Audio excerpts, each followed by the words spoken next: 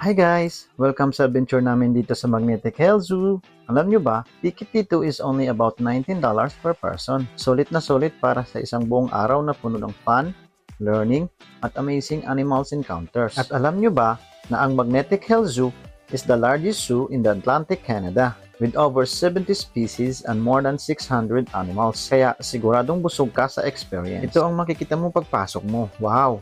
May malinaw na direksyon at may maps pa. Kaya siguradong hindi ka maliligaw. Perfect para sa mga tulad mong minsan naliligaw sa tingin ng iba. Joke lang po! Unang-una naming nakita ay bear. Ang cute nila kasi kasama pa niya ang kanyang partner. Ang lakas ng dating, pero at the same time, ang sweet nilang tingnan magkasama. Meron din silang deer. Tinatawag namin pero ayaw lumapit, mahihain siguro. Tapos yung Indian peafowl, sabi nila dapat kulay blue. Pero ang nakita namin ay kulay brown. Parang nakaka-casual outfit lang siya today. At ito pala ang fun fact about peafowl. Ang female pala ay kulay brown. At ang male naman ay makukulay, like blue color. Kuya Kim, ikaw ba yan? Then, ayan na si Tiger. Sobrang swerte kasi lumapit siya sa amin. Perfect spot pa for pictures and videos. Tapos, bigla lang nang nag-roar. Lahat kami nagulat. Munti ko nang maitapon ang phone ko. Habang nag-iikot kami, nakita namin yung monkeys, yung cougar, pero nagtago siya, shy type siguro. Mga lemurs na todo parkour, fluffy sheep, at mga guinea pigs na sobrang cute. May chill na karibu, may zebra, at watusi cattle na yung sungay na parang built-in satellite dish.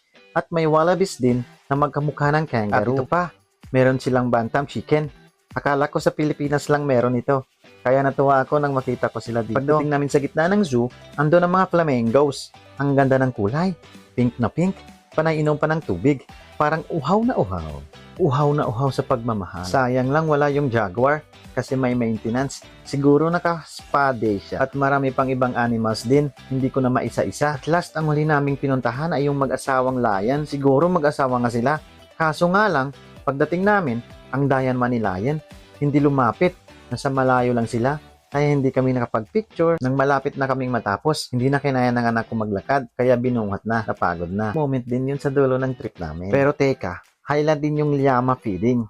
Grabe, lalo na enjoy yung mga bata, pati kaming matatanda habang nagpapakain ng llama. Sa TV ko lang dati nakikita, tapos ngayon sa personal na. Bago kami umuwi, dumaan pa kami sa souvenir shop. Siyempre, kailangan may pasalubong at remembrance ng trip na to. Magnetic Hill Zoo is truly a special place para makakonect sa nature at matuto tungkol sa wildlife conservation. Kaya kung nandito ka sa area, ilista mo na to sa bucket list mo. Thanks sa pagsama sa adventure na to. Till the next adventure, let's go!